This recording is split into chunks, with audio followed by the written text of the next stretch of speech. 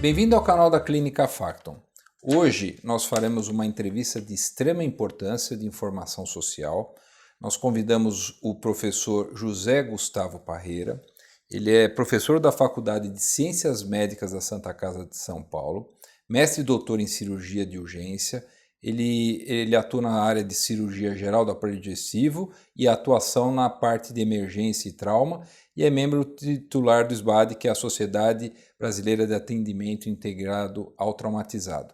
Por que esse uma entrevista importante? Porque o trauma está à nossa volta o tempo todo. E aí, como é que eu devo agir, como é que eu devo me comportar, quem eu devo acionar numa situação de emergência? Então, hoje nós chamamos um super especialista, já o conheço faz tempo, né, da Santa Casa, é um médico fora da caixa, da curva, né, sempre estudando, sempre na ponta, e um dos grandes defensores do desenvolvimento da ciência do trauma no atendimento no Brasil, que precisa de melhoramentos. Então, bem-vindo, viu, José Gustavo? Obrigado, Liboni. Obrigado. E vai ser muito importante a sua entrevista. Vamos começar? Eu gostaria de te agradecer a oportunidade, né? É uma grande honra estar sempre contribuindo com esse tema. Eu acho que nós que temos essa visão de atender traumatizados todos os dias, a gente tem que passar para as pessoas algumas informações muito importantes para que elas tomem as decisões corretas e não corram riscos desnecessários, porque tem um momento em que não tem volta, sabe? E quando a gente trabalha oferecendo essas informações, as pessoas são capazes de refletir e enfim, tomar as decisões certas. Às vezes a tentativa de ajudar mais prejudica do que ajuda, né? Não, e te parabenizo por escolher esse tópico dentro de tantos que existem, porque demonstra realmente a tua visão, né, de que a gente precisa dar um passo à frente nisso aí no Brasil. Bacana. Vamos lá. Defina para mim o que é trauma, então. Então, vamos lá. É difícil você definir trauma porque muitas vezes se confunde, né? Algumas pessoas que não são da área dizem que trauma pode ser alguma coisa, o trauma emocional, o trauma que fica também um susto. Não. O que a gente entende por trauma hoje é um sinônimo para as lesões causadas por violências e acidentes, né? Então, no capítulo internacional de doenças, né, o Código Internacional de Doenças, no capítulo 20, você tem lá as causas externas de morbidade e mortalidade. Né? E aí essas causas externas, né, são nada mais nada menos que as lesões traumáticas. A maioria absoluta dessas causas externas são as lesões traumáticas. Então a lesão traumática em si, ela é causada pela troca de energia entre o meio ambiente e o corpo. Então vamos dar um exemplo, uma fratura, né, por exemplo, do fêmur. Por que pode acontecer uma fratura do fêmur? Pode acontecer uma fratura de fêmur se a pessoa é atropelada. Pode acontecer uma fratura do fêmur se a pessoa leva um tiro e passa a bala por ali. Pode acontecer uma fratura do fêmur na hora que a pessoa cai no chão. Então só a lesão em si, né, aquela fratura do fêmur, não demonstra a grande amplitude do que é essa doença trauma. Então, antes da lesão, a gente tem causas predisponentes e intenção. Né? Qual é a intenção por trás? Então, foi um evento acidental, né, ou foi um evento intencional? Então, por exemplo, quando você tem um evento intencional, você pode ter um homicídio, você pode ter uma tentativa de suicídio, você pode ter algum tipo de lesão sem, né, a intenção identificada. E os acidentes são os não intencionais. Então, por exemplo, quando você está dirigindo o carro e infelizmente tem ali um acidente de carro. Cai na escada, se machuca. Não é tua intenção. Né? Agora, por trás disso, Liboni, aí é que vem o negócio. Nos países, é muito claro que a condição socioeconômica cultural determina, né, o perfil de trauma de determinada região. Então, quando você tem, por exemplo, grandes diferenças sociais, né, você tem violência envolvida. Onde falta educação, você tem muito acidente envolvido. Né? Então, quando a gente vê, por exemplo, uma pessoa no trânsito dirigindo de uma maneira errônea, uma pessoa que tem lá, está além da velocidade, ou que bebe e dirige, o que é isso? É falta de cultura, é falta de educação. De civismo. Então, isso é uma coisa que você para pensar e você vê que, aquela fratura ali, eu, como médico, vou tratar aquela fratura, certo? Vai resolver o problema daquela fratura. Mas não as outras que estão por ver. Nós vamos continuar com o problema de tendo fraturas. Né? A gente vai falar de quedas em idosos e tudo mais. A gente só vai resolver o problema da fratura de uma maneira mais ampla a hora que a gente pensar na intenção e nas causas subjacentes. Então, como é importante. Então, no Brasil, que tem uma área muito heterogênea de extensão, então, periferia, nós temos mais, por exemplo, traumas penetrantes, Sim. tiros e outras coisas mais. Em lugares de estradas metrópolis, metrópolis vai ter acidentes automobilísticos, atropelamentos. E aí tem também a ideia do trauma do idoso, né? Que o trauma não é isso, que é uma coisa importante, então, que as pessoas caem muito dentro de casa. Né? E é muito comum esse trauma de idoso ou não? Muito comum. Infelizmente, né? Quando você para em termos de análise de mecanismos e tudo mais, você falou bem, no Brasil a gente tem algumas das cidades mais violentas do mundo em termos de homicídio. A maioria delas não está no Sudeste, não. É uma não. guerra civil, praticamente. Mas no Nordeste, né? Tem Fortaleza, se eu não me engano, Maceió. Tem um report anual das 50 cidades mais violentas do mundo. Sempre tem cidades ali do Nordeste do Brasil como das mais violentas, né? Tem índices de mortalidade ali por trauma penetrante próximos daquele que a gente via, sabe, em guerras. Né? No Brasil morrem por ano 140, 150 mil pessoas por trauma.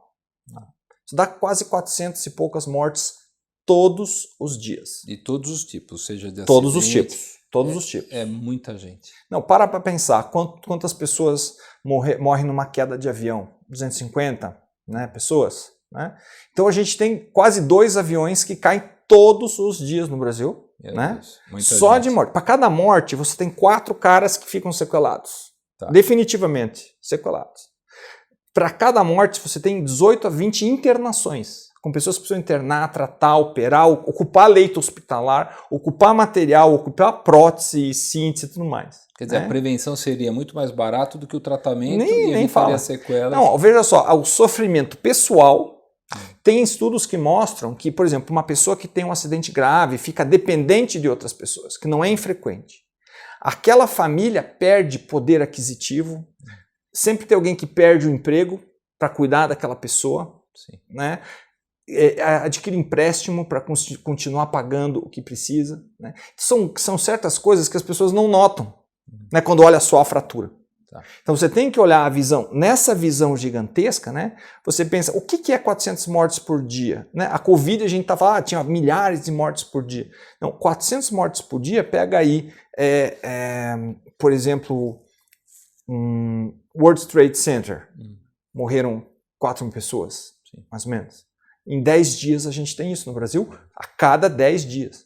Meu Deus. Então, é a falta de atenção que as pessoas não têm ideia. Exatamente. Agora, você me perguntou do trauma no idoso e na criança, só para falar, extremamente frequente. Tá. Né? O trauma no idoso hoje é um dos maiores problemas que a gente tem de saúde. Porque, vamos dar um exemplo, a gente tem estatísticas boas em países desenvolvidos. Então, os Estados Unidos são em torno de 750 mil, né, internações com mais, eu não me lembro exatamente, são milhões de visitas no emergência, mas 750 mil internações de idosos. Para o cara que tem uma fratura de fêmur, ao final de um ano, metade deles, né, que sobrevive, né, 20 a 30% morre ao final do ano, mas metade deles está ainda em uma casa de cuidado. Puxa vida. Entendeu? E aí vem as comorbidades associadas a ficar acamado, pneumonias, infecções. Não, muda a vida do idoso. E eu lembro muito, né, que a gente conversava, nós montamos alguns serviços juntos, né, em hospitais, né, e sempre a discussão era, principalmente no idoso, chegou idoso, se machucou, não é um trauma simples, cuidado, não porque pode ter fratura de costela, pode ter um problema de abdominal interno, então precisa ser investigado e tem que ser avaliado sempre por um especialista, porque às vezes acaba indo só para o ortopedista e acaba não vendo essa visão macro que a gente está discutindo, né? Exatamente. Então, quando você vê trauma penetrante, que é ferimento por arma branca, ferimento por arma de fogo, né, facada... É localizada, ponto. Exatamente. É ali. 2 segmentos do corpo, é ali, tá. Certo? Agora, o trauma fechado é um saquinho de lesões. Você não sabe o que vem lá dentro. De surpresa. Você não sabe o que vem lá dentro. O cara pode ter um trauma de crânio, uma fratura de coluna. Tá bem e você não sabe? Eu já vi doentes com fraturas instáveis de coluna que chegaram no pronto-socorro com, assim, um formigamento no braço. Ele estava a meio milímetro de ficar ali paraplégico, tetraplégico, Entendi. e estava ali conversando. Agora, Parreira, vamos lá de termos práticos para a turma que está assistindo. Quem eu chamo, por exemplo, se eu tenho um acidente automobilístico, se eu tenho um ferimento de arma de fogo, se eu tenho alguém que caiu em casa, qual o telefone e quem eu chamo? Eu chamo o bombeiro, chamo o SAMU, chamo a polícia, grito, saio correndo, o que eu faço? No nosso meio, a gente é privilegiado, né? Em São Paulo, na cidade de São Paulo, no estado de São Paulo, você tem 2 serviços, que é o serviço do SAMU, né? E o sistema do resgate do grau, né? Sendo o SAMU municipal e o grau estadual. Você pode chamar o SAMU pelo 192, né? E pode chamar o grau pelo 193, telefonema direto, né? Acredita, o contrato firmado é que o SAMU ficaria mais para emergências de ordem clínica, e o resgate, que é o telefone do bombeiro, 193 é o telefone dos bombeiros, né? Seria a necessidade, por quê? Então, quando você tem um acidente de carro, alguma coisa mais relacionada a trauma, chamar o resgate. Porque eles têm ali ferramentas para resgate, para estricar o doente de dentro do automóvel, para serrar o que precisa. Então, tem certas coisas que o resgate faz mesmo, por isso chama resgate, né? Por isso, quando você liga, existe um médico que vai triar e ele vai direcionar se é helicóptero, se vai ser ambulância. Existe um step antes, que é o seguinte, a hora que você liga para o 193, você não vai falar com o médico. Você vai falar com um pessoal que pode ser bombeiro ou civil, mas que está ali para fazer lá perguntas que são estratégicas dentro de uma árvore ali, num algoritmo, que ele identifica os casos que são mais graves, menos graves e até aqueles que estão próximos de óbito. E aí sim, ele seleciona os casos que vão falar com o médico de plantão, e esse médico, né, que é o médico chamado regulador, vai definir se você vai ser atendido por uma ambulância avançada, que tem médico, ou não. Entendi. Aí me diz uma coisa, qual que é o tempo hoje de chegada? Porque isso é uma coisa importante. Variável, muito variável. Depende de onde você for, das condições locais, né? Você vai conversar com pessoas que fazem. Essas informações me foram dadas pelo Dr. Roberto Stefanelli, que é cirurgião também. Cirurgião da Santa Casa. Cirurgião da Santa Casa, como nós dois. E ele é um apaixonado pelo resgate. Ele tem aulas incríveis sobre isso. E ele mostra, às vezes ele é chamado para resgatar pessoas que foram, né, alvejadas, né, por um ferimento e tal. E o cara que alvejou está lá.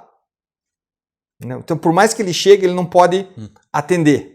Né? Ou, eventualmente, é uma situação de difícil acesso. Né? Então, o tempo para chegada é um tempo variável. O tempo mais regulado é o tempo de resgate até o hospital. Aí eles são rápidos, 15, 20 minutos, geralmente. Tem motocicleta que chega para andar no trânsito caótico de São Paulo, tem ambulância, tem eles têm várias coisas. O helicóptero também funciona muito bem, o Águia, né? A gente recomenda, tem uma série muito legal no Discovery que eles mostram a vida de resgate dos médicos e dos bombeiros que trabalham ali no Águia, nos militares que trabalham no Águia, muito legal de ver. Né? Você vê que o cara arrisca a pele dele, sabe como? É uma coisa que é impressionante como eles dão a vida deles pelas dos outros. Para poder ajudar, né? Não, é apaixonante. Eu fiz 10 anos de trauma em hospital de emergência e é apaixonante. Uma coisa que eu queria te perguntar, Parreira, por exemplo, se eu tiver um convênio médico ou uma seguradora, eu devo chamar esta ambulância ou eu devo chamar o grupo especializado público? E se eu tiver dentro do grupo público, se eu posso me desviar para um hospital privado?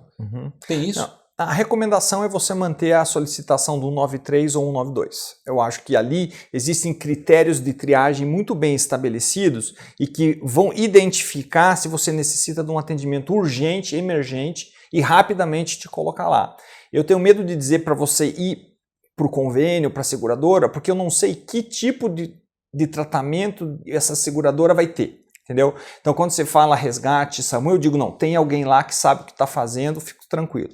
Agora, você está sendo atendido por uma ambulância, né, desses 2 serviços. Você tem convênio, você pode expressar essa vontade de ir para um hospital de convênio para o bombeiro ou para o médico que está lá e ele vai ver se é possível. Tem alguns critérios clínicos, óbvio, o doente que vai para um hospital de convênio, ele tem que estar estável hemodinamicamente, ele não pode ter nenhum problema iminente, né, grave, e muitas vezes é possível até checar isso antes, né, se tem direito e tudo mais. Até pouco tempo era proibido levar. Hoje já existe uma abertura bem maior para isso, existem como é que se diz, regras já estabelecidas entre eles para isso. Então, existe essa possibilidade e tem ido para o hospital particular mesmo. Agora, me responde uma outra pergunta. Todo hospital público ou privado tem condições de receber um doente traumatizado? Olha, porque é uma briga nossa antiga, né? Pergunta difícil. De montar serviços, porque o Brasil teve Copa do Mundo, e Olimpíada, teve um monte de coisa, e a gente às vezes não tinha essa estrutura. Me responde essa pergunta. É uma pergunta difícil. É uma pergunta difícil pelo seguinte, então vamos lá, vou dar um exemplo. Digamos que eu tenho um doente que foi vítima de acidente, ele tem um trauma grave. Então ele sofreu lá um acidente de carro, ele tem um trauma de crânio grave, então ele tem uma suspeita de fratura de coluna, ele tem sangue no tórax, no hemotórax, uma provável lesão abdominal, uma fratura de pelve e alguma fratura na perna. Tá? Gravíssimo esse trauma. Quando você levar para o hospital, o que é obrigatório? Primeiro, você tem que ter um médico prontamente disponível ali para atender e todos os protocolos. Então, protocolo de reanimação, sangue, né, derivados do sangue. Mexe com o hospital inteiro. Imediatamente o cara vai tomar sangue, o cara precisa ter raio-x de tórax, de pelve, ultrassom na sala de emergência para identificar se está sangrando em algum lugar. Tem que ter in loco, o ortopedista na sala de trauma junto com você, o neurocirurgião pronto ali para rapidamente definir as condutas. Então, se o seu hospital reúne essas qualidades, ele pode atender um trauma grave. Então, eu te digo, eu trabalho em hospitais tipo Santa Casa. O Hospital Santa Casa, ele recebe prioritariamente SUS. Ele tem essas condições. Nós temos protocolos que estabelecem isso e a gente tem treinamento, tem programa de qualidade. As pessoas que estão lá na frente semanalmente passam por uma reunião que a gente revisa tudo. Eles são absolutamente cobrados em relação a isso. Então, a gente tem ali um projeto muito forte. Agora, se você me fala, no hospital particular, você tem tudo isso prontamente? Não. Eu não sei. Não tem, a maioria não tem. É difícil você ter. Então, muitas vezes, o que acontece com esse doente instável, o resgate, que é o que acaba fazendo esse transporte, leva para o hospital público, que ele sabe que tem, então, Santa Casa, o HC, Santa Marcelina, são hospitais que têm uma história de atendimento traumatizado, e o bombeiro, né, o resgate vai levar para esse hospital. Ele vai dar o primeiro atendimento, vai ter aquele salvamento de vida naquele momento. Depois, no segundo tempo, vai para um hospital privado. Vai acabar indo para o hospital privado para fazer a continuidade. Isso é comum de acontecer. Sim. Isso é comum de acontecer. Tem sido feito isso, embora a gente sabe que a tentativa é sempre montar centros de trauma de excelência, né? A gente não pode ter 25 centros de trauma, mas se tiver um centro de trauma bom, ele é capaz de fazer isso daí. Perfeito. Aí, então, complementando essa pergunta, para atender trauma, você tem algum curso de especialização? Uma vez que você agora é um dos responsáveis por esse grupo grande, que é o SBAD, né? Então, o que acontece é o seguinte, nós temos aí um modelo, né, um modelo de atendimento ao traumatizado no Brasil, que é feito pelo cirurgião geral. Né? O cirurgião geral é o primeiro cara a atender esses traumatizados. Né? Ele faz uma avaliação completa, que nem você mesmo disse. Não dá para ir para o especialista de cara, porque como é que o ortopedista que está treinado para ver só, né, a parte, vai se ligar de fazer uma tomo de abdômen para avaliar uma possível lesão de baço? Ou fazer uma avaliação, uma tomo de tórax para ver se tem lesão de aorta. Entendeu? Então tem que passar por um médico que é capacitado para fazer isso, que sempre foi o cirurgião geral. O que está crescendo no Brasil? Está crescendo a medicina de emergência, né? O medicina de emergência como especialidade já é aceita, já tem muitos médicos de emergência que abraçam essa ideia de atender o traumatizado, né? Mas assim, isso eu vou falar bem claro para você, minha ideia, todo médico que sai da faculdade tem que ter esse treinamento. O treinamento básico para o médico hoje, para trabalhar em qualquer pronto-socorro, é um curso chamado ATLS, que você conhece, Advanced Trauma Life Support. Do Brasil a fazer. Então, esse curso até hoje está na sua 10ª edição. Ele começou em 1980, então tem 40 anos esse curso, né? Sem falar que sua idade para os outros. Mas enfim. Eu tive que fazer no Hospital das Clínicas, aí então, o pessoal judiou da gente lá. Então, esse curso ainda hoje é o básico, mas ele é o básico para o médico. Entendeu? O cara que é o cirurgião de trauma, ele precisa ter um step ahead, ele precisa estar um passo na frente, né? E hoje o que nós temos no Brasil? No Brasil nós temos a Sociedade Brasileira de Atendimento ao Traumatizado, né? A SBAT, é uma sociedade que tem se colocado à frente do atendimento traumatizado no Brasil. A gente tem feito muitas coisas. Hoje o presidente é o Dr. Tércio de Campos, né, da Santa Casa também. E ali a gente tem feito muita coisa na tentativa de chamar atenção para esse problema no mundo, né? Então é uma coisa que a gente tem feito e assim, os cursos que vêm. Então quais cursos vêm? Você me falou. Você quer fazer o cirurgia de trauma? Ok. Então você vai ter que certificar. Como é que você vai se certificar? Hoje a cirurgia de trauma é uma área de atuação pela AMB. Não é uma especialidade, é uma área de atuação.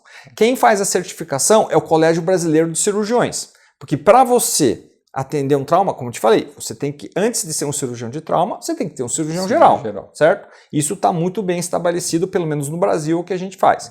Acabou a cirurgia geral, você quer fazer cirurgia de trauma, você faz sua área de atuação e aí você, né, tem que fazer essa prova hoje. Então essa é a grande briga da SBAT hoje. Do Colégio Brasileiro de Cirurgiões também, né? A gente quer que quem atenda o traumatizado nos hospitais seja certificado como um cirurgião de emergência e trauma. Porque faz a diferença. Faz a diferença simplesmente porque o cara que escolhe fazer essa prova, ele estudou, ele treinou e ele gosta do que ele está fazendo. Agora, aquele cirurgião que está de plantão, vamos falar assim, sem um interesse específico na área do trauma, mas porque está de plantão, porque precisa estar de plantão, esse cara não vai dar o mesmo atendimento, eu te garanto. Por quê? Pelo interesse, pelo gosto, pela dedicação. Isso, entendeu? Falta de experiência. E aí é o que você falou, tempo no trauma faz a diferença. Timing é tudo. Tá, você perdeu tempo, a lesão estabelecida, você não consegue mais tratar, você vai tratar sequela e não um problema. Isso é importante. Então você vê a importância, e no Brasil tem tanto trauma e nós não damos importância para isso. E morre gente, é o que você falou, 2 aviões por dia. Posso te falar em relação a isso? Pode? Tem serviços muito avançados de trauma que tem, como é que chama? Programas de qualidade muito bem estabelecidos. Nesses programas de qualidade, eles observam, mesmo naqueles serviços top dos países mais desenvolvidos, tem problemas no atendimento. Por que tem problemas no atendimento? Porque o trauma, ele é uma tempestade. Então aquela situação que você não pode perder tempo porque passou 2 minutos, né? Passou 2 minutos, o cara sangrou demais e parou. Então você tem que tomar uma decisão rápida. Não vai entuba, não decidiu, não entubou, o cara para. Sim. Então a decisão é rápida. São múltiplas lesões, múltiplas pessoas trabalhando junto, né? Um caso grave, estresse, cansaço, múltiplas pessoas do pronto-socorro. Então você tem vários doentes te cobrando ao mesmo tempo. Então o atendimento do trauma grave é que nem se fosse uma tempestade perfeita para acontecer algum problema. Ela acontece rápida. Isso. De repente você está tranquilo, de repente começa aquela loucura e quando você viu já foi. Então mesmo nos serviços mais preparados, você tem problemas no atendimento. Né? Mas eu vejo uma logística, por exemplo, você vai num lugar de esqui, o hospital de trauma está embaixo da estação de esqui. Né? Assim, por exemplo, você vê nos Estados Unidos, um dos brasileiros que controla o que até faz o atendimento dos Mariners, né? É um brasileiro também, está em Miami, né? Exatamente, né? Que a gente conhece bem a figura. Então, os brasileiros são top. Agora me pergunta, como é que está, mesmo com essas dificuldades do Brasil, como é que está o Brasil? Você que já foi para o Canadá, você conhece todos os países fora, você é um pesquisador, como é que está o Brasil em comparação aos outros países? A gente não tem políticas públicas. Não tem. Não tem. Então, nós temos cirurgiões brilhantes, gente boa para fazer, mas não tem política. Liboni, deixa eu fazer uma comparação para você. Para você entender o trauma, é que nem você correr na Fórmula 1, certo? Não adianta só ter o piloto, você tem que ter o piloto treinado, bom, e equipe. E o carro. Não adianta você ter o piloto e o carro, você precisa ter equipe e você precisa ter a pista. Então não adianta você ter os melhores médicos do mundo ali, vai fazer diferença? Vai. Inclusive, dentro da Sociedade Brasileira de Trauma, tem pessoas que lutam pela especialidade da cirurgia do trauma, porque eles acreditam que essa preparação do médico pode fazer toda a diferença. Né? Eu valorizo esse pensamento, não descarto esse pensamento, mas eu vejo que só o piloto não resolve o problema. Você tem que ter uma política de saúde. Então, por exemplo, nos Estados Unidos, né, a nossa referência, como é que funciona nos Estados Unidos? Lá, para você atender trauma, você vai ser certificado pelo American College of Surgeons. Você vai ser um Trauma Center tipo level, né, nível 1, 2 ou 3. Você vai ser, ou 4. Você vai ser certificado. Então você tem obrigações a cumprir, você tem metas a atingir, e se você não cumprir com isso, você não ganha a tua certificação. Isso é qualidade. Né? Agora, por que eles fazem isso lá? Porque está tudo regimentado. No Brasil nós não temos nada.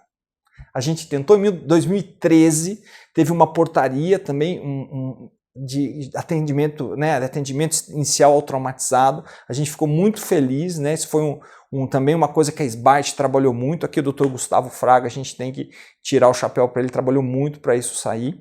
E a gente, por alguns minutos, dentro desse tempo todo, falou, não, vai dar certo, nós vamos conseguir emplacar uma política de atendimento ao traumatizado. E aí, é o que eu te falei, não adianta você ter um cirurgião lá que está atendendo pronto-socorro a vida inteira, que ele não aguenta, você tem que ter uma política de atendimento no qual você vai ter lá o soldado, você vai ter o capitão, você vai ter o general, e cada um vai ter a tua função ali dentro, né?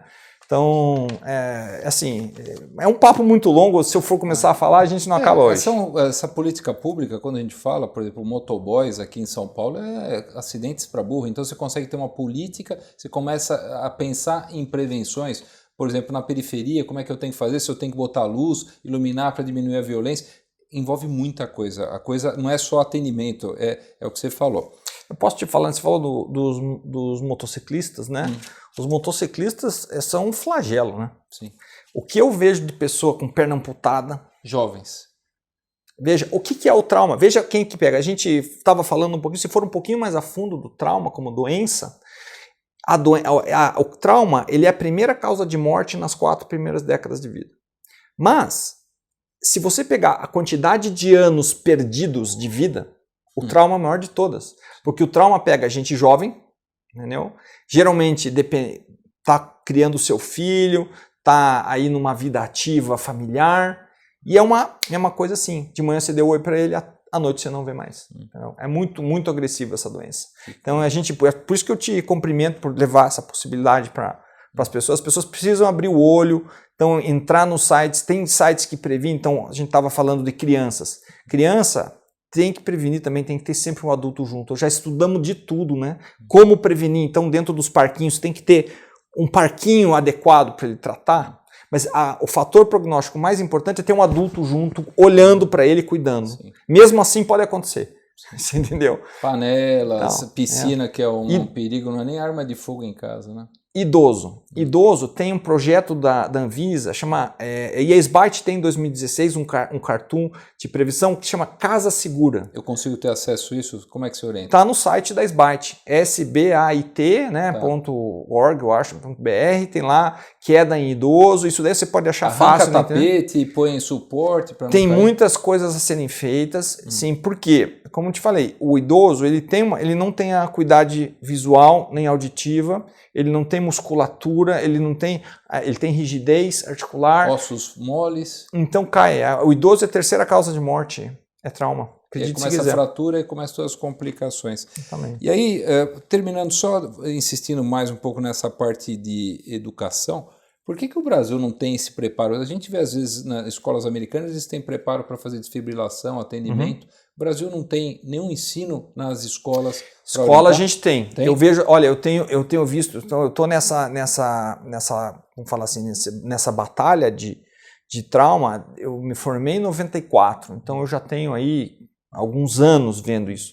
E o que eu via há 30 anos atrás e o que vejo hoje é totalmente diferente. Eu vejo as escolas, sim, a maioria das escolas tem uma visão do atendimento ao traumatizado, já ensinam o ATLS antes da pessoa se formar, tem lá uma visão especial. Esse tema cai em provas de residência, então os próprios alunos, eles se interessam em saber sobre o tema, que eles precisam aprender. Os cursinhos que preparam para a prova têm cursos específicos, e a gente tem na disponibilidade na internet absurda de cursos. Então, eu vejo assim, a gente evoluiu muito em relação à educação, nós temos as ferramentas de educação, claro que precisa melhorar, né? Mas eu acho que nós estamos indo num caminho certo nessa parte. E mesmo nas escolas primárias não deve ter isso, nem secundárias. Não, isso é mais a parte de médica, né? Sim. Na parte de escola tem 2 projetos muito legais. Tem um projeto que chama-se Party, de festa, né? PARTY, né? É um projeto que foi iniciado por uma enfermeira canadense e que no Brasil é replicado em algumas escolas, eu sei na Unicamp, em Ribeirão Preto, no qual é um trabalho de prevenção. Um bombeiro vai lá, conversa? Várias especialidades, o bombeiro, o advogado, o juiz vai explicar o que vai acontecer se você beber, dormir. Vai lá o cara que foi a perna amputada, senta lá e vai explicar para você, olha, infelizmente aconteceu comigo, foi um momento que eu estava muito alegre e não pensei nisso e aconteceu, se eu pudesse voltar atrás. Então existe um trabalho de prevenção para o jovem muito forte nesse projeto Party. E eu adoraria que ele fosse amplamente divulgado, mas infelizmente, pelo menos eu não consegui estabelecer isso como uma regra, mas eu acho que é um foco de atenção. Para leigos, por exemplo, existem alguns projetos, mesmo americanos, né, de parar o sangramento, né, stop the bleed. E ensinam o leigo mesmo, é claro, é feito mais para o cara da saúde, mas ensina a colocar um torniquete. Por exemplo, tira o cinto da calça, vai lá, aperta. Tem pessoas que são treinadas, você compra um torniquete por R$20, anda com ele no carro, por exemplo. Quando eu estava eu era estudante de Bom, você não vai acreditar, eu vi uma pessoa morrer, ele tinha um paciente renal crônico, tinha uma fístula arteriovenosa, e ele começou a sangrar na rua da fístula arteriovenosa, e ninguém foi capaz de pôr a mão em cima e parar. E ele chegou pra gente no hospital, me lembro que eu estava com meu pai é cirurgião, né, sabe disso, lá em Curitiba, e a gente tentou fazer de tudo ali e a pessoa morreu. Puxa.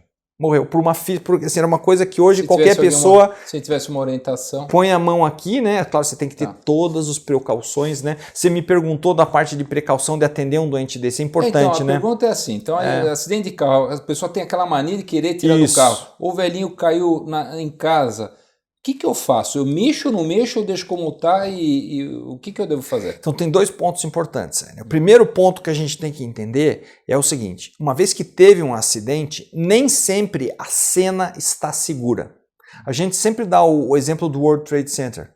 Quando os bombeiros entraram para salvar as pessoas lá em cima, eles não pensaram que o prédio ia cair. Então, além de morrer as pessoas que estavam lá, morreram várias outras pessoas que entraram no prédio ou que não foi evacuada a cena. Então, esse é o ponto. O acidente, muitas vezes os protocolos são quebrados. Né? Então, quando você fala com um médico de pré-hospitalar, que nem o Dr. Stefanelli, o pessoal do Grau, lá, o Dr. Jorge, o que eles orientam? Jorge Ribeiro, né? A cena tem que ser segura. Você não entra na cena, por quê? Por exemplo, um carro bate num poste. Né? Ali tem gasolina no chão. O carro está ligado.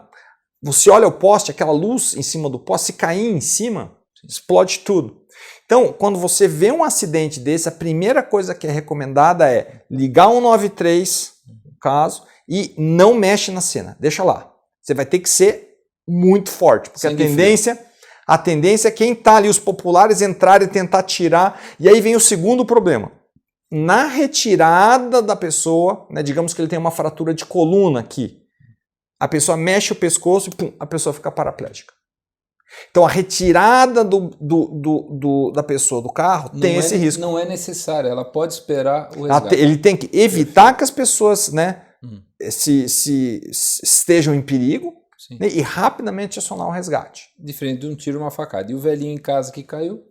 Velhinho em casa que caiu. Bom, aí depende da situação também. A maioria das vezes, você aciona o resgate sem nenhum problema, porque uma queda da própria altura no idoso pode ter lesão de coluna também. Sim.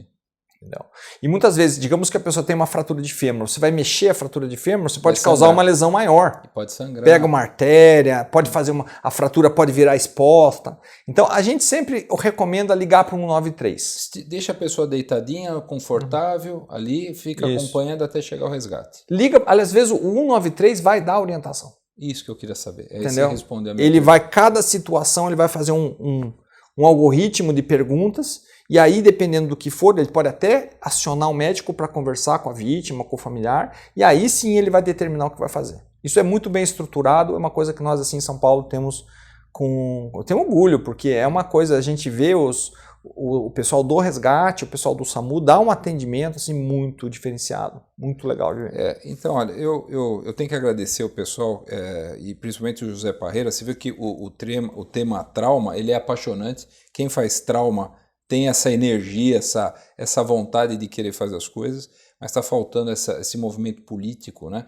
tanto no serviço privado quanto no serviço público, uma política de trauma.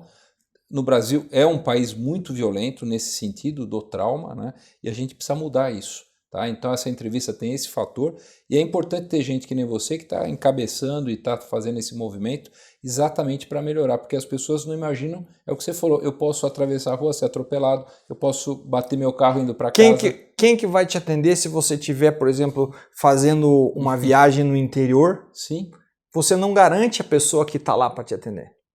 Você não vai poder ligar para o seu médico e dizer, ó, doutor Liboni, você pode vir me atender aqui? Onde é que você está? Não, eu estou numa estrada aqui. Você não vai poder chamar o Dr. Liboni, que é um excelente cirurgião. E aí? Vai ser quem estiver lá. Então é por isso que a sociedade tem que investir na preparação para o atendimento traumatizado. Não, olha, muito importante. Olha, obrigado mesmo, viu, Parreira? Continua assim, eu acho que a gente tem muito ainda para desenvolver e a gente tem muito para acrescentar. Muito obrigado por você ter vindo. Eu acho que você trouxe um monte de informações do 192, vamos repetir, 193. Na dúvida, não mexe, espera chegar o resgate. Exato. E assim, eu também te agradeço pela abertura. O tema é muito importante do ponto de vista social, né? Abre-se assim uma série de possibilidades para a gente trabalhar e assim, precisa expor, pessoas precisam entender a gravidade do negócio para tomar as decisões corretas. Então, não pode beber antes de dirigir, certo?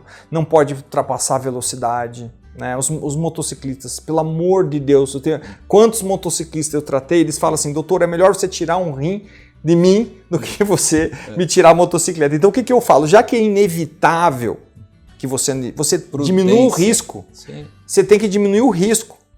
Então, capacete, medicamentos de proteção, sim, não passar da velocidade, tentar ser prudente no trânsito. Então são coisas que você, a hora que você entende que são importantes, você toma as decisões corretas.